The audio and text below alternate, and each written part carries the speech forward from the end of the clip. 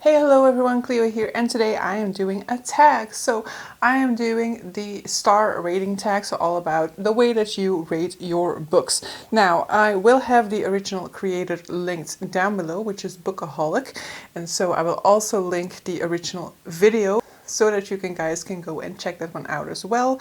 But let's just dive straight into it.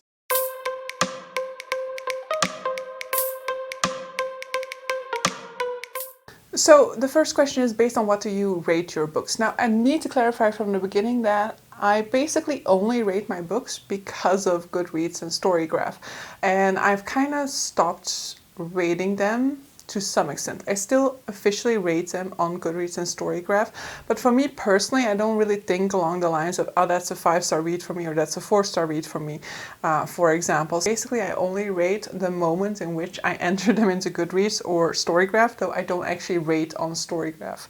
But based on what do I give that rating, it's basically a balancing act between my enjoyment of a book and the craftsmanship that I feel has gone into it. And this is very much an individual and a of the moment type of rating. I don't put a huge amount of thought into it. I don't follow like the structure of, for example, the co-pile system that I know a whole lot of people on Booktube use. So I don't break down every single category and give each one of these a rating to then get at a sort of like objective or an attempted objective type of rating. And my ratings are very much more sort of like intuitive. I don't really put a ton of thought into them neither. And for myself personally, I don't really feel the need to box my reads into a sort of rating, so to speak, though it is very convenient at the end of the year when you're making your like top 10 books of the year list to kind of be able to go through the ones that have the highest rating in that sense. Now, second question, do you give half-star ratings? Now, I will say that half-star ratings are exceptional, and that is because of Goodreads. I mean, I only rate because of Goodreads, and because for years I have not had the possibility of using half stars. I also, for the most part, just think in absolutes.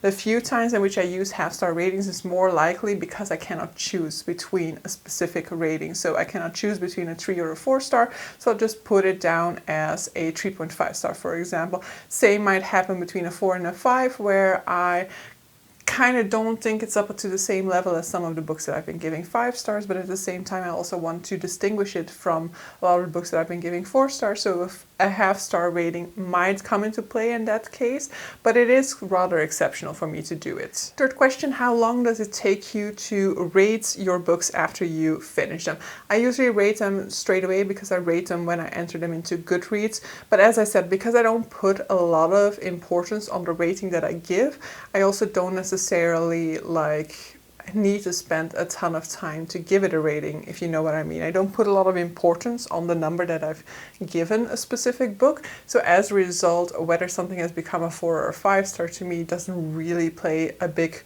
crucial role. There are definitely books that somewhere down the line I look at my rating and I was like, was that the rating that I gave to it? And basically, if I don't rate it instantly, I often just leave it unrated, because there are a few cases where I have really struggled to put a star rating on a book because I'm just so confused with my reading experience with it, and then often I'll just like, okay, I'll leave it for now and I'll come back to this later, and then that just never happens. Next up, do you ever feel bad about giving a low rating? So I think the main thing that I feel bad about giving a low rating is a book that I DNF, but I did recently do it, and actually I feel like my position on that might be shifting. You know, a lot of times, at least on Booktube here, this discourse goes around that, you know, it's unfair to rate a book that you haven't fully finished. But on the other hand, the reason why you're not finishing it is because you just don't get along with this book most of the time.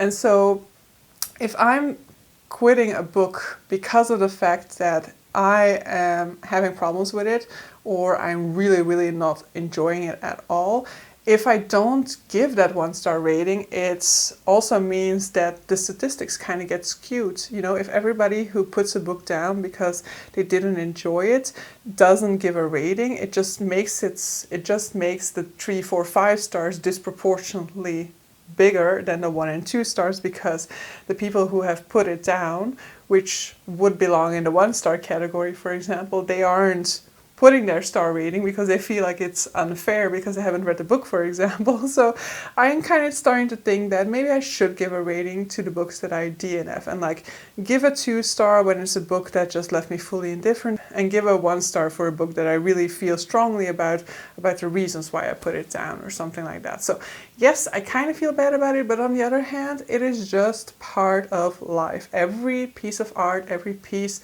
product that you put out there is gonna have people who enjoy it and people who don't appreciate it. And so you shouldn't feel bad about giving a 1-star to a specific book. I'm not objectively rating this book. Every rating is subjective. I'm just rating my experience reading that book. So I can say that my experience with this one book was not great, and that should be perfectly acceptable. Next up, do you sometimes change your star rating?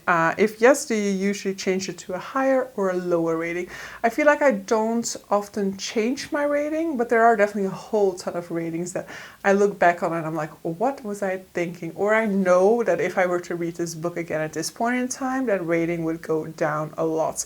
Because at this point in time, for example, I'm not really a big fan of YA fantasy anymore. I grew out of that, like, I don't know, maybe even already a decade ago.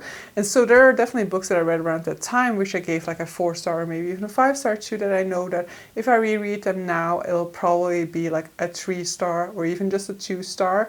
And so, yes, my opinion about these books has changed, but that doesn't mean that I should necessarily change my star rating for it. This is the way that I felt about the book at the time in which I read it. But there are certain books for which I have changed it.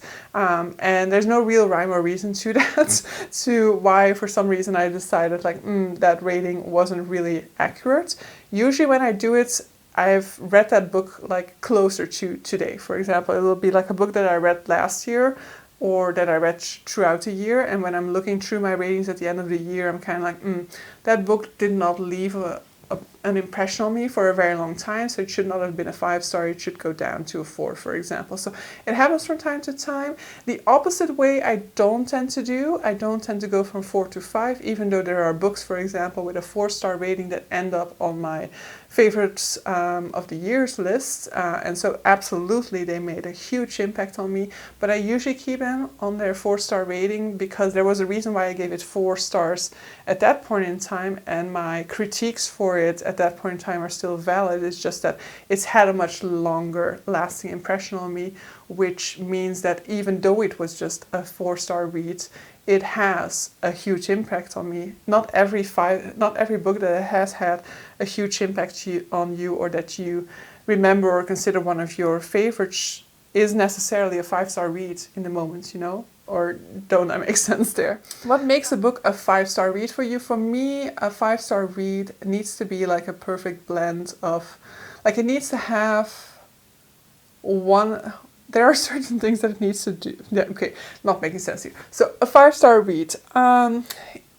It needs to be a book that I really have had a great experience with, either because I've been really sucked away or because it made me think. However, when it's a book that has really made me, like, really engaged me, really sucked me in, if it does not make me think, if it did not have interesting character work or interesting thematics, then it won't be a 5-star. For me, my engagement or my enjoyment of a story is very much hinged upon how much a book makes me think. And that's not to say that, you know, the most intellectual work out there will be a book that's perfect for me, but I need a book to kind of have these moments in which I go like, interesting. Oh, that's an interesting thematic that we're running through. Or, oh, that's a very nice character arc to explore. Those types of things need to happen within a book for me to be able to give it a 5-star. If there's nothing like that in a book,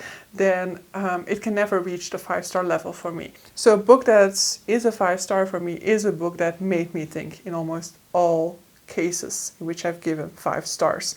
And a lot of times I do take away in case there are certain elements that impeded my enjoyment, even though my overall enjoyment stays super positive. And that's why I say that a 4-star can still be a favorite, because I can take away a star, for example, if I struggled through a big portion of the book, for example, or if I felt like certain parts of the book weren't handled in the best way, but I can still have a lasting impression from the book because of the thematics that it was discussing, for example. And that's why I'd say it's a little bit of a balancing act.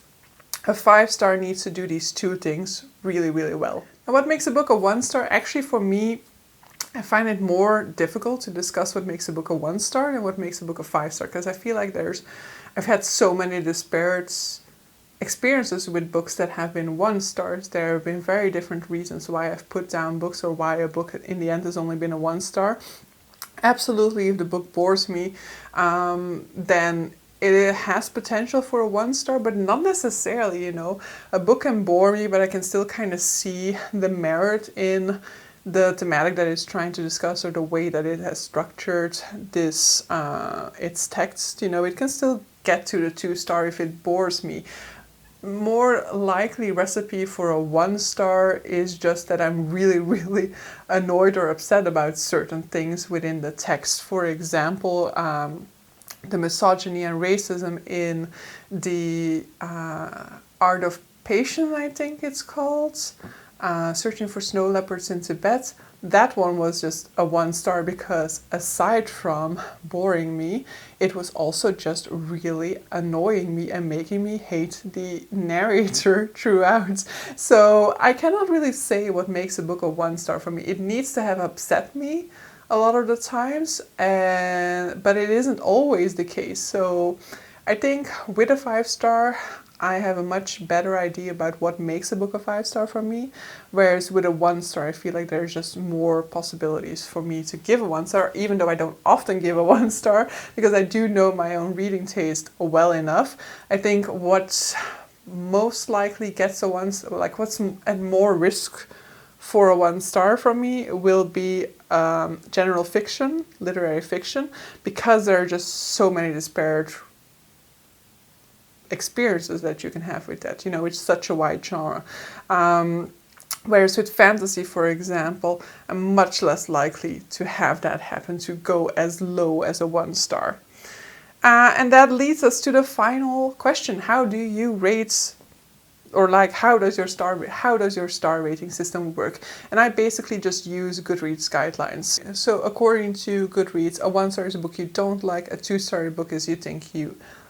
Was that a sentence? A 2-star is a book that you think is okay. A 3-star is a book that you think is good. A 4-star is a book that you think is great. A 5-star is a book that you think is amazing. So I kind of went into the 4 or 5-star. For me, the big problem is kind of the 2, 3. So when a book is kind of meh, I didn't really have many thoughts about it, I'm more likely to give it a 2-star. But the 3-star is kind of the rating that I feel like I don't give out very often. Like I often give a 2 or a 4. So I don't really have it well made out for myself what a 3-star is.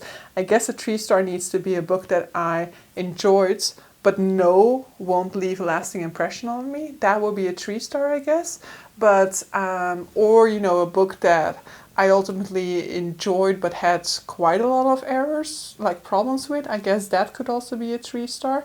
But I feel like 3-star is a rating that I don't really...